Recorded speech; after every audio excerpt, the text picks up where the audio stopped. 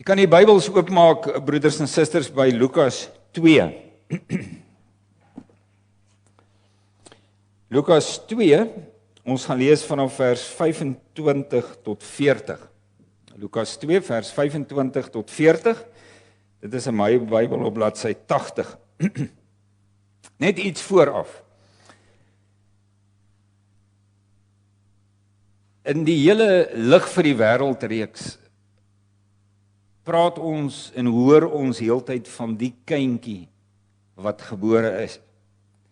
En dit kry ons ook in Lukas. Lukas wat voortdurend vertel van die kindjie wat met hom gebeur het. En nou is dit vir my eintlik so opmerklik en so mooi dat terwyl Lukas onder leiding van die Gees praat oor die kindjie, hy ook uitkom by 2, noem dit senior gelowiges. Hy praat oor Simeon en hy praat oor Anna. 2 mense ver gevorder in hulle leeftyd. Dis asof die woord van die Here wil sê, onthou hierdie kindjie is nie net vir jong mense nie, maar is ook vir bejaarde mense. En wat so pragtig is dat die Here hier ook 2 gelowige, bejaarde kinders van hom gebruik, om 'n magtige getuienis te lewer oor die kindjie wat gebore is. Kom ons lees dit saam. Ek wil graag in die prediking net stil staan by Anna, die profetes Anna, maar ek dink is goed dat ons van al 2 lees. Lukas 2 vanaf vers 25.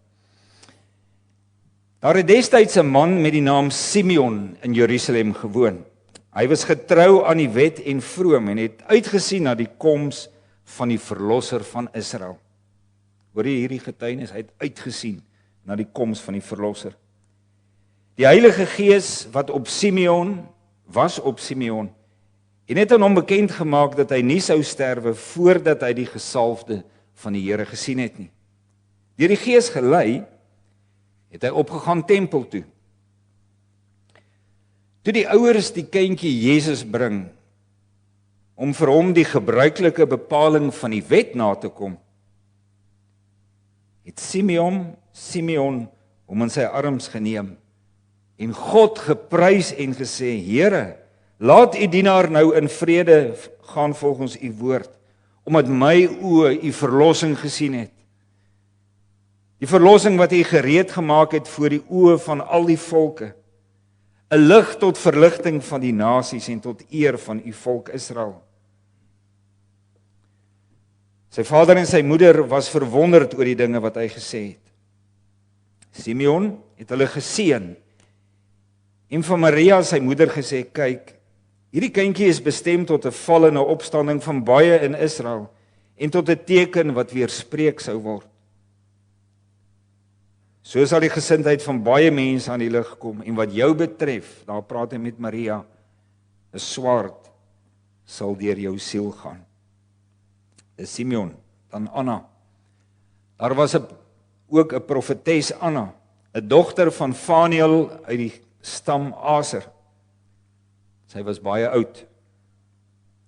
As jong vrou was sy 7 jaar getroud, en na haar man se dood het sy weduwee gebly. Sy was nou al 84 jaar oud. Nou die getuienis oor haar. Sy het nie van die tempel af weggebly nie, en het God dag en nag gedien deur te vas en te bid. Juis op daardie oomblik het sy nader gekom en God gedank, en oor die kindjie gepraat met almal wat na die verlossing van Jerusalem uitgesien het. Toe Josef hulle alles nagekom het wat die wet van die Here voorskryf, het hulle na Galilea toe teruggegaan, na hulle eie dorp, Nasaret. Die kindjie het gegroei en sterk geword, en hy was vol wysheid, en die genade van God was op hom. In ons gemeente, broeders en susters, sou Anna, van wie ons hier gelees het, 'n silwer senior gewees het. En daarmee wil ek sê 'n baie gewaardeerde senior lidmaat van ons gemeente. 'n Lidmaat wat jy Sondag na Sondag hier in die ontmoeting met die Here sou sien. Ek het nogal vanmiddag aan 'n hele paar voorbeelde gedink van sulke senior lidmate ook in ons midde. Maar weet jy, soos ons elkeen, het Anna, het sy ook haar eie lewensgeskiedenis gehad. 'n in baie opsigte baie unieke lewensgeskiedenis. Anna was die dogter van Faniel. Ons lees dat hulle uit die stam Aser was. Jy sal sien daai rooi kring, dis waar hulle grondgebied was in die noorde van Palestina. Nou haar familie was deel van die 10 stamme van Israel. En daardie 10 stamme is later in ballingskap weggevoer na Assirië toe. Dus ons kan ons indink dat Anna by haar voorgeslagte baie moes gehoor het oor wat hulle beleef het daar in die ballingskap. Maar nou is dit wonderlik dat soos 'n klompie van die ander haar nageslag ook uiteindelik teruggekeer het uit die ballingskap daar in Assirië. Hulle het teruggekeer na hulle land toe en so het dit gekom dat Anna in Jerusalem gewoon het. Nou Anna was 'n vrou van 84 jaar oud. Sy is as jong meisie getroud. Nou daai tyd het hulle getrou op 13, 14 jarige ouderdom. Dit was min of meer die reël. Sy was 7 jaar getroud en daarna vir die res van haar lewe was sy 'n weduwee. Ons lees hier ook dat sy 'n profetes was, iemand aan wie die Here 'n besondere gawe gegee het om sy woord te verstaan, ook die gawe gegee het om God se woord aan iemand anders te kan verduidelik, iemand daarmee te kan bemoedig, iemand daarmee te kan begelei. Sy was 'n besondere begaafde kind van die Here. Na 84 jaar se lewe moes Anna al baie beleef het. Mens hoor dit by baie van u wat daardie ouderdom bereik. Enorm baie beleef. As geweldig baie herinneringe wat 'n mens met jou saamneem. Soos baie mense van haar ouderdom, broeders en susters, kon dit nou baie maklik gebeur het dat haar verlede, dit wat gebeur het, dat dit haar lewe totaal en al beheers het. Weet jy, ek dink dis tog tipies van die ouderdom, dat jy so maklik teruggryp na die verlede toe. Ek het net vanmiddag weer 'n lang gesprek met my eie ma gehad, waarin ek hierdie dinge gesien het, opnuut weer beleef het. Mense ervaar dit ook nogal, soos wat jy self ouer word, dat jy dit begin doen, heeltyd teruggaan na die verlede. Mense kinders wys dit nogal vir jou by tye daarop. En 'n mens neem dit ook waar by ouer persone, ouer lidmate. En 'n mens is baie keer nogal verstom oor die detail waarin hulle die verlede kan onthou. En hoe belangrik die verlede vir hulle is. Nou dis alles menslik. Baie, baie menslik. Nou met Anna op haar hoë ouderdom van 84 jaar, kon sy ook menslik baie maklik vasgeval het in dit wat was.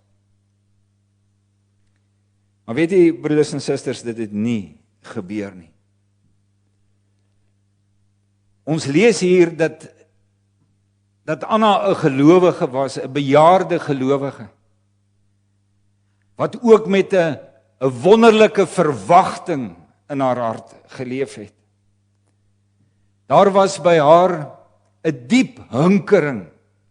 'n Mens kan amper sê 'n uitreik na die toekoms. Daar was by haar 'n hinkering, 'n uitreik om te beleef dit wat die Here aan sy volk beloof het. Nou Lukas gee mooi getuienis oor Anna. Hy sê byvoorbeeld dat sy iemand was wat nie van die tempel af weggebly het nie. Wonderlik, Anna was 'n toegewyde gelowige. Sy was daar as die volk bymekaar kom vir aanbidding en verheerliking van die Here. Haar plek was nooit leeg daar by die tempel in Jerusalem nie. Ek dink dit is 'n pragtige stuk getuienis oor hierdie vrou. Maar Lukas sê nog meer van haar. Hy sê Anna het die Here ook dag en nag gedien deur te vas en te bid. Nou hierdie woorde dat sy gevas en gebid het, sê vir ons in die heel eerste plek, broeders en susters, dat sy iemand was wat voortdurend in diepe verootmoediging na die Here toe gekom het. Wat na die Here toe gekom het met haar eie sonde, met die volk se sondes. Sy kon dus klein word voor die Here. In menslike gebrokenheid. In belydenis oor jou Here, ons as die volk, het U so in die steek gelaat. Maar haar omgang met die Here was nog meer. Daar was by haar in haar lewe, kan 'n mens sê ook 'n uitreik, 'n verlange, 'n smeking, 'n vooruitsien na die vervulling van dit wat die Here aan sy volk beloof het. Sy het gesmag, sy het uitgesien dat die Here, soos wat hy gesê het, dat hy self vir hulle die verlossing sou bewerk, dat hy self vir hulle verlossing uit die sonde sou bring. So was Anna deel van 'n groot groep gelowiges wat oor jare, oor eeue heen net bly uitsien het, bly hoop. Die vervulling van hierdie belofte van die Here, na hierdie verlosser wat die Here beloof het, na die Messias om te kom.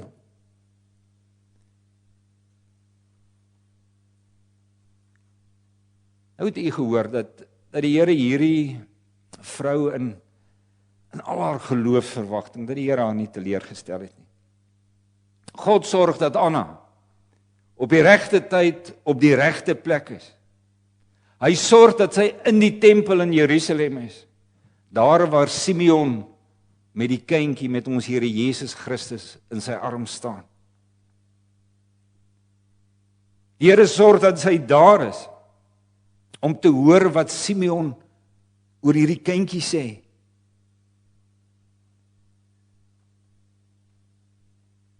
Sy was daar, toe die Here Simeon gebruik as getuie, dat hierdie kindjie van Josef en Maria, dat hy die verlosser van die wêreld is.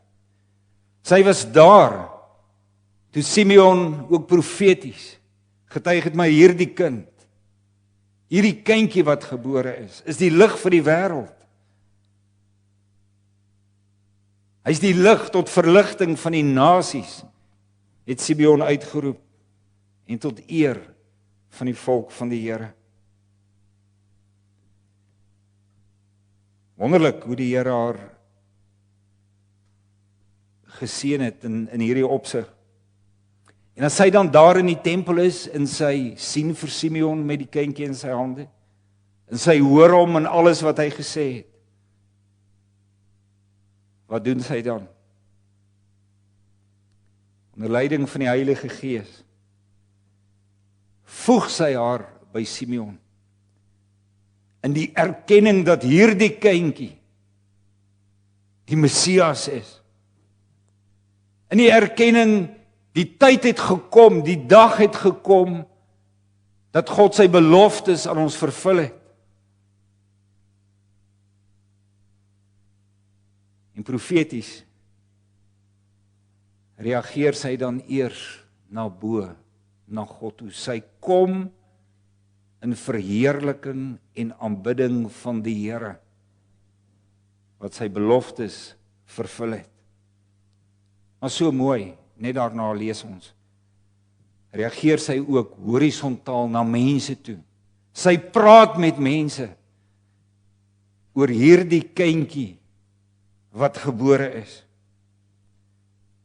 Sy deel met groot blydskap die feit dat die Messias gekom het, dat die verlosser van hierdie wêreld hier is.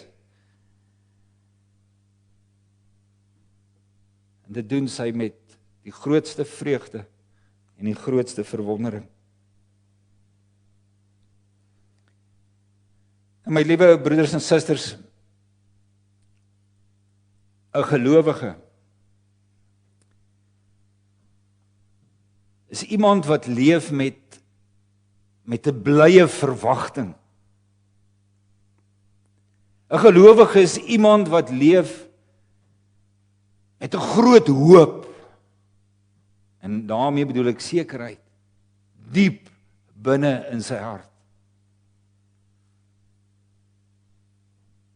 'n gelowige is iemand wat bly uitsien na die vervulling van al God se beloftes aan sy kinders. 'n gelowige se lewe is eintlik 'n voortdurende geroep na die Here, om dit wat hy aan ons beloof het, vir ons waar te maak. Weet jy, dit is die wonderlike werk van die Gees in ons, wat maak dat ons nie gaan vasval in hierdie lewe nie, of gaan vasval in die verlede nie. Dis die wonderlike werk van die Heilige Gees, wat ons oë en ons harte rig op die toekoms, op dit wat God beloof het om te doen vir sy kinders.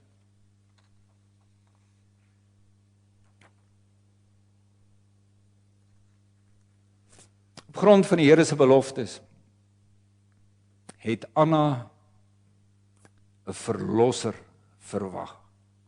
Daarvoor het sy gebid. Daarna het sy uitgesien. En sy is nie teleurgestel nie. Vir ons vandag, is daardie verlosser waarna sy uitgesien het, waarna sy uitgereik het, gebore. Ons ken hom, ons Here Jesus Christus.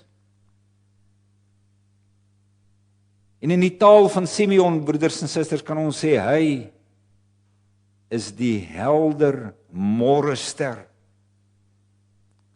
Ons Here Jesus met sy koms na hierdie wêreld, hy het lig gebring in die sonde duisternis van ons lewe, nie waar nie. Hy het lig gebring waar ons geen hoop meer gehad het nie. Hy het die lig gebring van vergewing van al my sondes. Hy het die lig gebring van Ek kan kind van God wees, ek kan in gemeenskap met die Here lewe. Hy het die lig gebring van, daar's vir julle 'n nuwe lewe deur die Heilige Gees. Voor my en jou lê daarom nie 'n donker wêreldnag nie. In Jesus Christus, broeders en susters, lê daar voor ons die nuwe môre van God wat kom. Voor my en jou, in Jesus Christus, lê God se ewige môre. Daardie dag wanneer hy alles nuut gemaak wat so stikkend is in hierdie lewe. Voor jou en my lê daardie dag wanneer hy alles gaan heel maak. Christus het mos vir ons beloof, ek kom gou. Hy het gesê, ek is eintlik al op pad. Dis die rykdom waarmee ek en jy kan leef. Hierdie verwagting, hierdie uitreik, hierdie smag na dit wat die Here aan ons beloof het. En daarom, broeders en susters, is 'n Christen nooit, maar nooit 'n pessimis nie. 'n Christen is iemand wat diep binne in hom, danksy die werk van die Here, werklik 'n lewende en vreugdevolle verwagting het. En dit is 'n verwagting wat my en jou nie ontneem kan word nie. Want dit lê vas in die Here. Dit lê vas in sy trou. Ons ken hom mos so. Wat hy beloof het, gaan hy doen. En nou dalk 'n woord aan ons senior lidmate. Kom ons praat van ons bejaardes.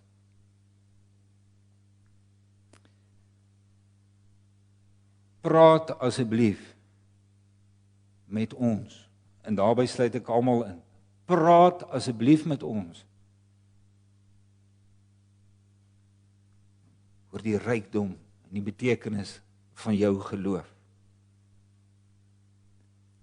Oupas en oumas, praat met julle kinders oor hierdie hoop wat die Here aan julle gee. Oor die verwagting waarmee julle leef. Praat met klein kindertjies daaroor. Ek kan dit nie genoeg beklemtoon nie, broeders en susters. Praat met jou kinders en almal wat in jou verbind is. Oor hierdie hoop wat die Here in jou lewe gee. Ek wil ons senior lidmate vergelyk met 'n bergklimmer. Met die verloop van jare, met verloop van tyd, het hy al hoër en hoër en hoër die berg uitgeklim. Die uitsig op die lewe het met verloop van tyd tog baie ruimer geword, nie waar nie? Die horisonne baie wyer as miskien ons wat nog so vasgevang is in dinge wat moet gebeur. Die het hierdeur geneem met 'n ruim kyk na die lewe. En daarom help ons almal in hierdie gemeente, veral vir kinders, ouers, help ons om ook as gelowiges nooit hoop te verloor nie. Om as gelowiges steeds wyd te kan kyk, ver te kan kyk, na die vervulling van God se beloftes aan sy kinders. Help ons, praat met ons, motiveer ons. Met sekerheid in die hart. Christus tegemoet te leef, om tegemoet te gaan.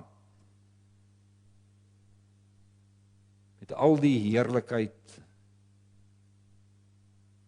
wat daar vir ons wag. Vir ons ander, gaan sit gerus 'n slag by 'n bejaarde lidmaat. Jy gaan praat 'n bietjie met hom oor sy geloof en oor wat dit vir hom beteken. Weet jy, ek wil aanvaar dat ons self enorm verryk kan word daardeur. Maar dan moet ons nie oor alledagse dinge praat nie. Maar met mekaar praat oor dit wat in ons harte leef. Ons kunskap en die betekenis daarvan. Ons senior lidmate word nog aan ons gegee en ek glo as 'n godsgeskenk. By wie ons baie kan ontvang, soos van Anna, by wie ons baie kan leer, soos by Anna. Maar weet jy, broeders en susters, om te kan leef met geloofsperspektief, om te kan leef met hoop en verwagting. Dit vra dat ons almal, oud of jonk, werklik naby aan die Here sal leef, soos wat daar van Anna gesê word. Naby aan die Here. Hoor wat sê Lukas, dag en nag sê die Here gedien deur te vas en te bid. Naby aan die Here. In groot liefde vir die Here. Ook in groot trou aan my aanbidding van die Here, aan my diens aan die Here. Dit vra dat ek en jy vol sal wees van die woord van die Here, vol sal wees, en net voller en voller sal word van die Here se beloftes. Altyd maar besig om die woord van die Here te oordink, dit my eie te maak, dit om my lewe toe te pas. Altyd wagtend op die Here. Want ek weet hy is getrou. Hy doen wat hy beloof het. Wagtend op die Here. Totdat daar die nuwe dag aanbreek. In sy volheid en in sy heerlikheid.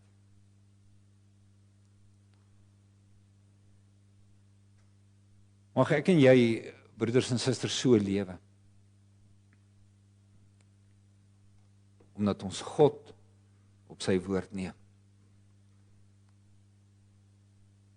Omdat ons met ons hele hart glo. Dit wat God beloof het, dit doen hy. Amen. Kom ons bid saam.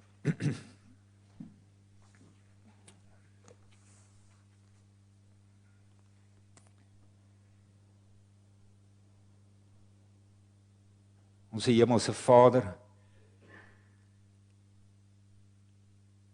ons het werklik die behoefte dat ons elkeen naby aan U sal lewe. In liefde en in trou. Dat ons vol sal wees en al voller sal word. Van U woord, U beloftes. Ook dit wat U vir ons sê, U nog vir ons gaan doen. Vader, gee vir ons geloofsverwagting. Gee dat ons in die geloof ver vooruit kan kyk. Dat ons perspektief kan behou in hierdie lewe. Dat ons lewe ook 'n uitreik sal wees. Na die volheid van die verlossing wat U vir ons bewerk het. Vader, vat ons en trek ons nader aan U. En maak ons gelowiges met 'n lewende verwagting. Dat in die toekoms kan inkyk en hulle kan verbly. Ons bid dit om Christus ontwil. Amen.